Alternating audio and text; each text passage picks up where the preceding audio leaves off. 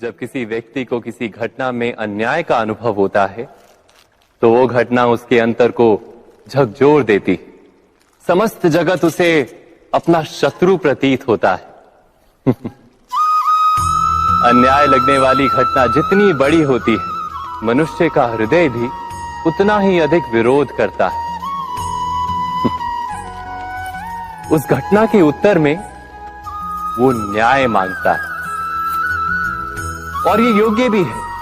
वास्तव में समाज में किसी भी प्रकार का अन्याय व्यक्ति की आस्था और विश्वास का नाश है। किंतु ये न्याय क्या है? न्याय का अर्थ क्या है? अन्याय करने वाले को अपने कार्य पर पश्चाताप हो और अन्याय भुगतने वाले के मन में फिर से विश्वास जगे समाज के प्रति। इतना ही अर्थ है ना न्याय का। किंतु जिसके हृदय में धर्म नहीं होता, वो न्याय को छोड़कर बैर और प्रतिशोध को अपनाता है।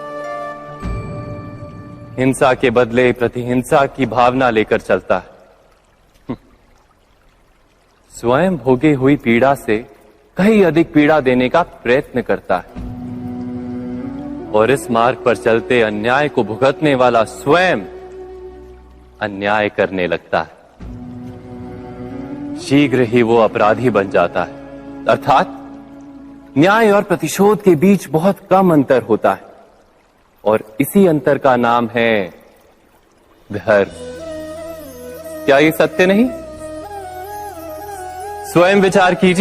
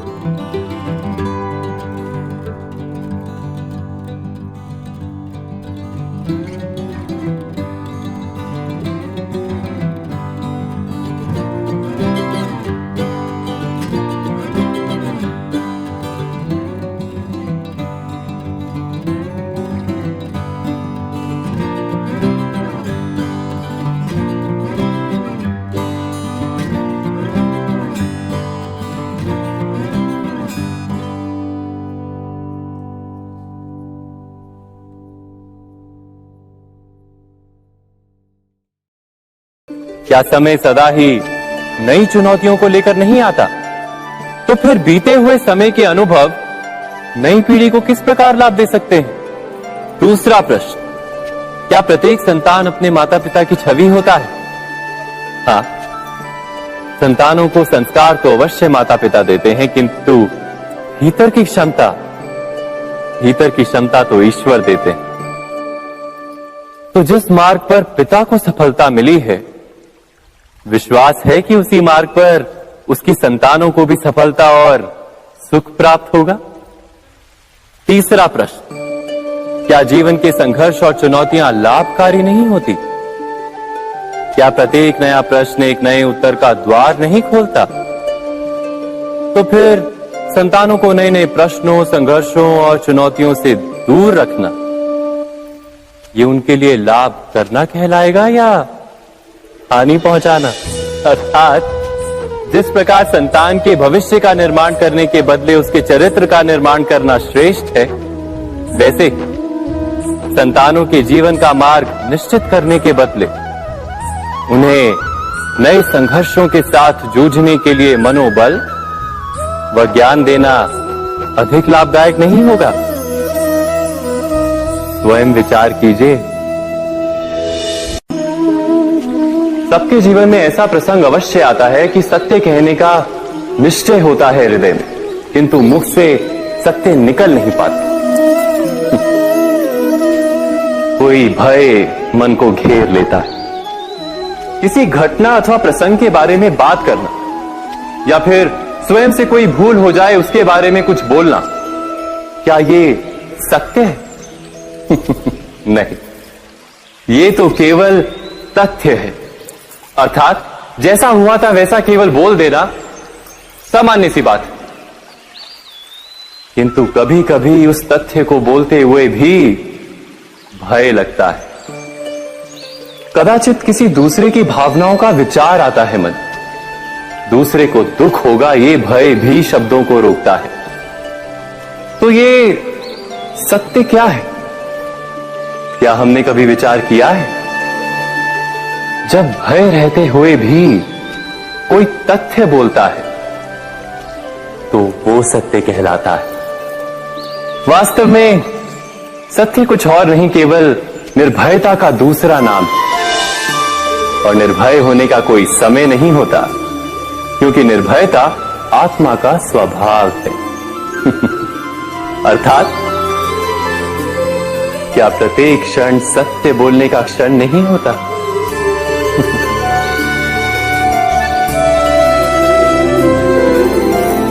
स्वयं विचार कीजिए। जब भी किसी की आशा और इच्छा भंग होती है तो उसका हृदय क्रोध से भर जाता है। जिस व्यक्ति को वो अपना अपराधी समझता है उसे दंड देने का प्रयत्न करता है। पर क्या हमारी इच्छा या आशा का भंग होना क्या सदा ही किसी का अपराध होता है?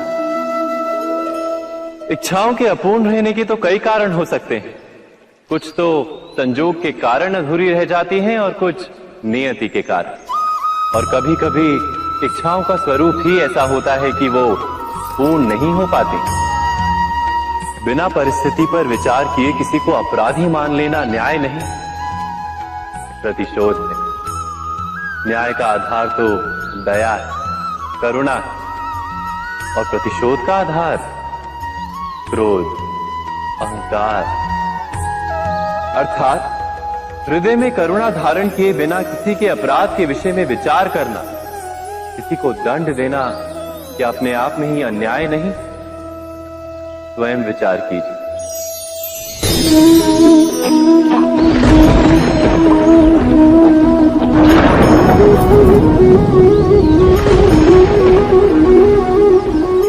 सपनों और पूर्वाभासों के आधार पर हम भविष्य के सुख दुख की कल्पना करते हैं। भविष्य के दुख का कारण दूर करने के लिए हम आज योजना बनाते हैं। किंतु कल के संकट को आज निर्मूल करने से हमें लाभ मिलता है या हानि पहुंचती है? ये प्रश्न हम कभी नहीं करते। सत्य तो ये है कि संकट और उसका निवारण साथ जन से, व्यक्ति के लिए भी और सृष्टि के लिए भी। नहीं, आप अपने भूतकाल का स्मरण कीजिए, इतिहास को देखिए। आप तुरंत ही ये जान पाएंगे कि जब जब संकट आता है तब तब उसका निवारण करने वाली शक्ति भी जन्म लेती है। यही तो जगत का चलन है।